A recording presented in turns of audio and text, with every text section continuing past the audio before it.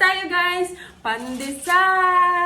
A few weeks to get ready, so... Few weeks, yeah. You changed them a lot. Yeah, You changed it like... She may use 3 a day. Yeah. Good morning guys! Welcome back sa aming channel. Mag-breakfast kami ngayon and gumawa kami pala kagabi ng pandesal. Taran! Ito ang ating pandesal! Ayan. Kung makikita nyo. Ayan. Tapos initin namin siya. Mag-breakfast kami and ayan yung i-breakfast ko ngayon. Si Kinsley. Paliguan sana namin si Kinsley guys ngayong araw kaso hindi ko, ay, say hi! Yan na natin. Dali. Say hi, Kinsley. Hi, Kinsley. Hi! Oh, it follows her naman. Come here. Go see Daddy. Nakakatuwa kasi binilhan niya ako nito para pag nag-vlog kuno kami ni baby, no? Kahit saan ako pumunta, while hawak ko si baby, para mas madali. Hindi ko na igaganon-ganon yung ano, yung... It's kind of meant to like stand back Oo. if you're too close, because then it will Diba? level it out. Because remember, it Laro- stays level with the horizon. Yeah. Laro na naman si Kinsley. Alas 8 ngayon ng umaga. Nagigising lang namin. Hapon pa kasi ang pasok, kaya tanghali kami nagising. Normally, nagigising ako mga 7. Ganon. Come here! Come here! Be careful! You're heavy. Or you've got a Bebe. baby in there.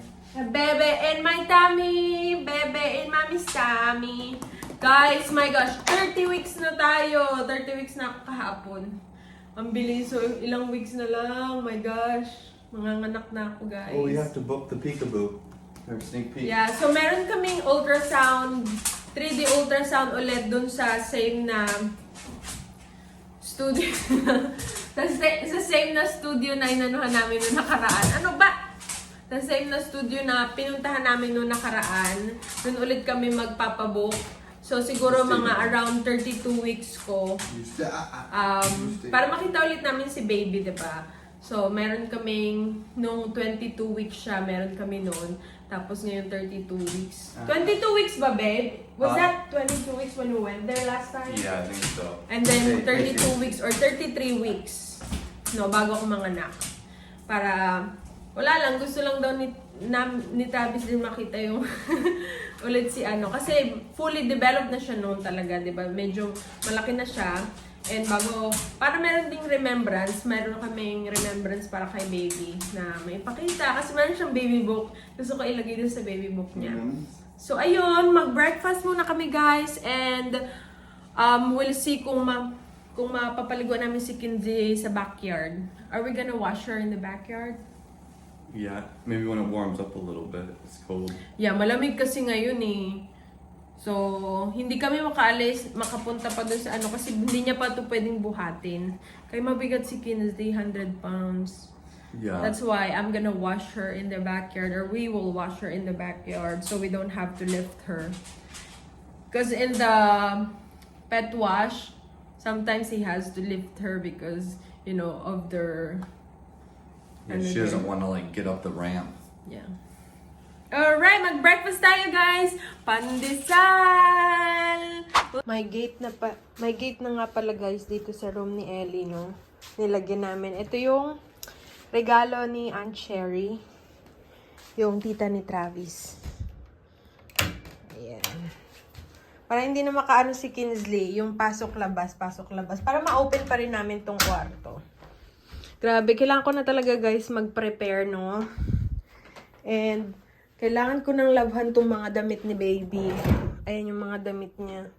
Hindi kami na bumili ng mga damit. Kasi meron na siya mga saktong damit lang na pang baby pa niya. Ayan nga, may malaki na siyang damit. Oh, bigay din niya ni Aunt Sherry. Tapos, yung mga jumper ng binigay. Tapos, bumila ko nun, di ba nga nag-clearance sa Carter. Ayan. Tapos yung iba dyan, regalo na. Kaya kailangan na namin talagang ayusin. Hindi ko alam kung kailan ako manganak. 30 weeks na ako, guys. Pero sana sakto lang, no?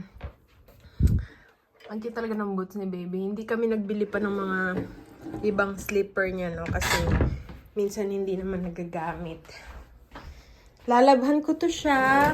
Meron din ako nitong pang ganito. Kagaya ng labahan. Natin natin.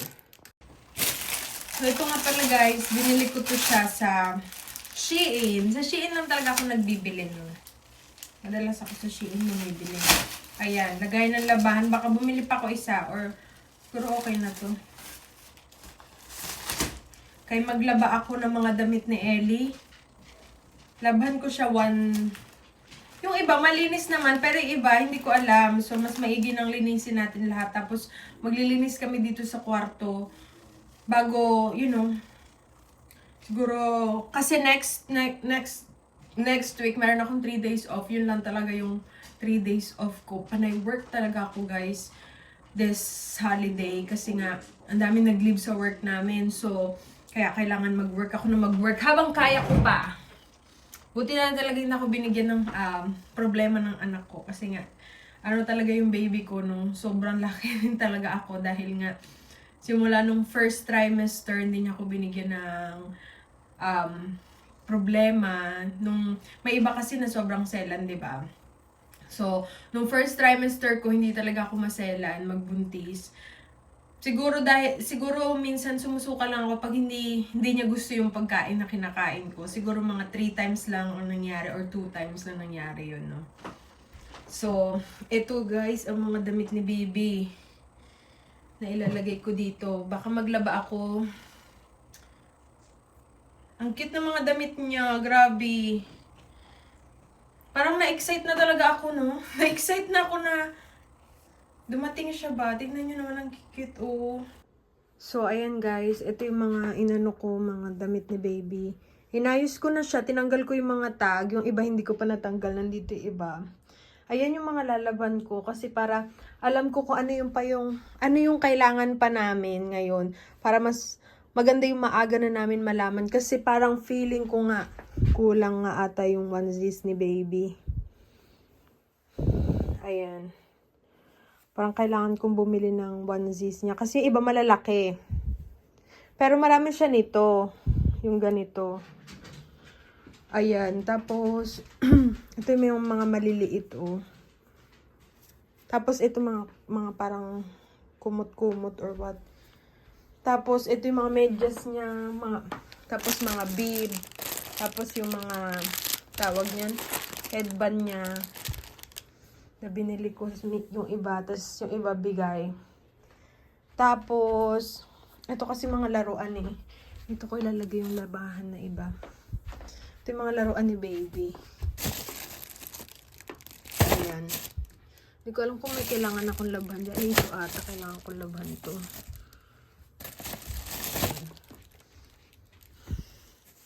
Tapos ito, kailangan ko din labhan. Yung iba dito, itatabi namin kasi tawag niyan malalaki. So, hindi niya pa magagamit. Easy ziplock namin. Tapos yung mga, ayan, like katulad ng ito, pad liners, mga ganyan, crib sheet, lalabhan ko. 'Di ba para hindi ko naisipin yung paglalaba next time. Para yung mga bago ko na lang bibilhin, yung lalaban ko. Ito pala bigay ni Mama Karen. Ang ganda.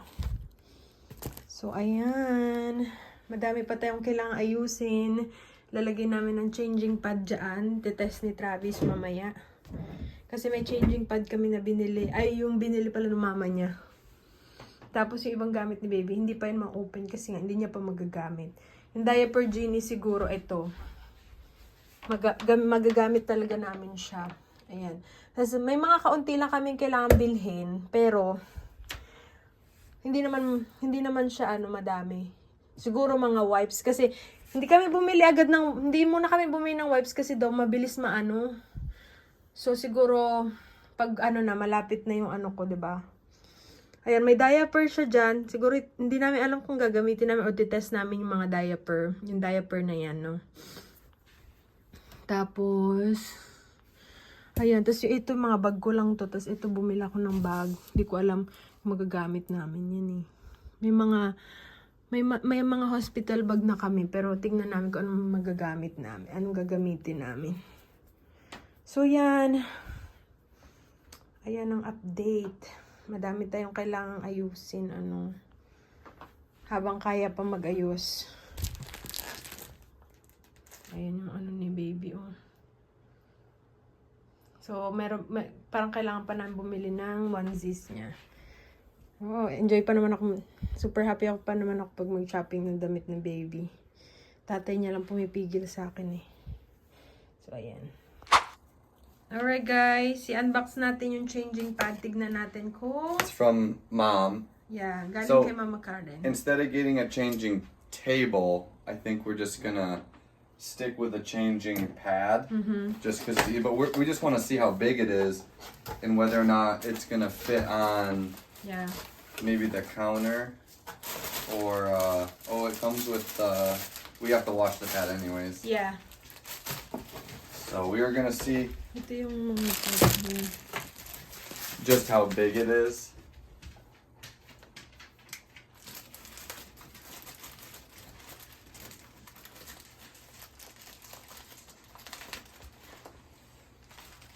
Inaayos lang namin, titignan lang namin mga niya. Here we go. Kasi hindi pa namin na-open yung iba. So ngayon pa lang talaga guys. Okay, so it's vacuum packed.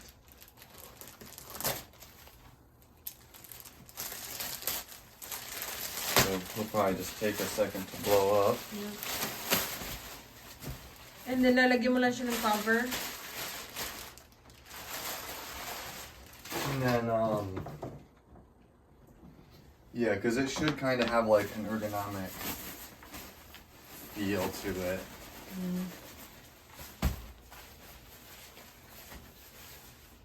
Tapos ito yung mga cover ng niya guys. Wait. Pakita ko sa It might take like Ayan yung cover ng niya. Ng pad. Ayun ata portable ata yun yung pink panda na yun eh. yeah, it's gonna take a little bit to let this kind of like come up. So we give it a little bit of time. Yeah. So for now, ayusin muna namin to. And We only have how many? a few weeks to get ready. So Few weeks. Yep. only 8 really So about what are the 8 stuff weeks. that we can really use? Because that high chair we're not gonna use that yet because Not right away. We're not gonna use it right yeah, away, but the diaper genie we will use it. Diaper Genie. This is the quick playpen, like the Yeah. travel playpen Yeah. for camping. Just bring it with us to mom and dad's house. Yeah. But But we still have to buy her body wash, baby.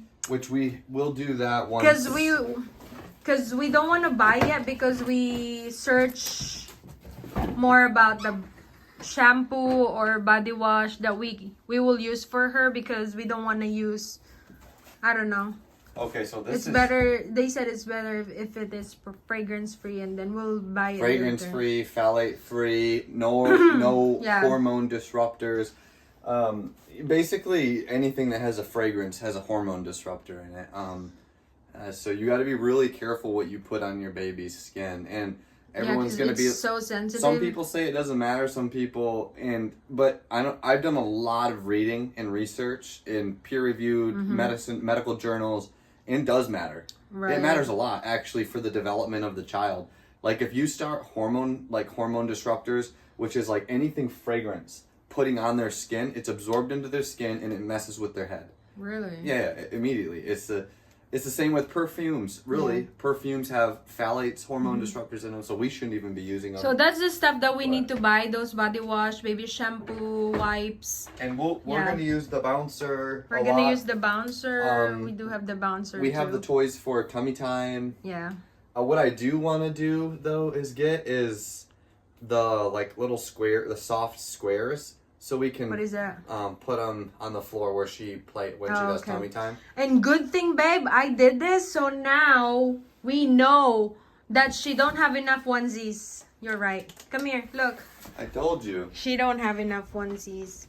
It's So only few. So she has a few, but like she's gonna grow out of them fast. Yeah, and you know, And- you change them a lot. Yeah, You change it like, She may use 3 a day. yeah. So So we have this, but we can use this, but it's better. They said it's good. we if got a you lot want of it. these at Salvation Army, right? Like for No, we only bought few at Salvation Army. Really? Yeah, those are gifts.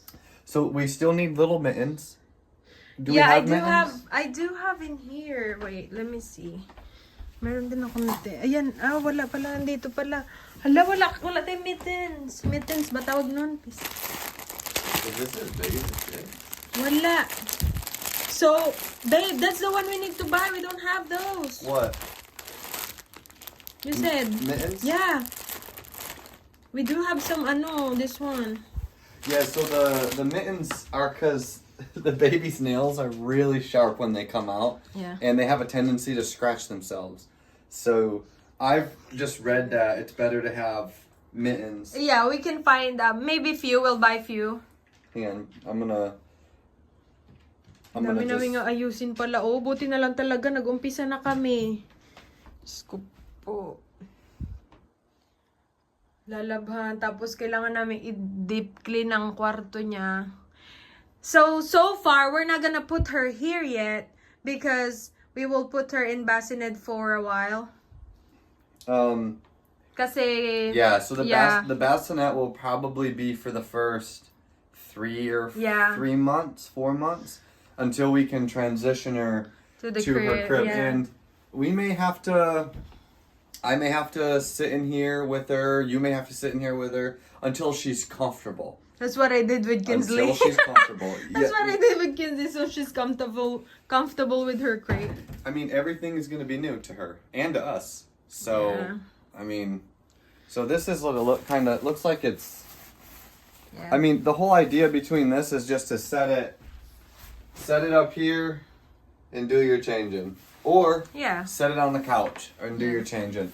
I want to get a portable one. We need a portable. We do! We have one? Yeah, Jackie bought it for us. Yep, that's a portable one. Portable changing pad. There we Yeah. go. That's what we need. Hang on, let's That's look why I at it. want to look at everything because so we know. So we don't double buy? Yeah, so we know what we need to buy. So Jackie bought that on our registry. Yeah, let's check it out.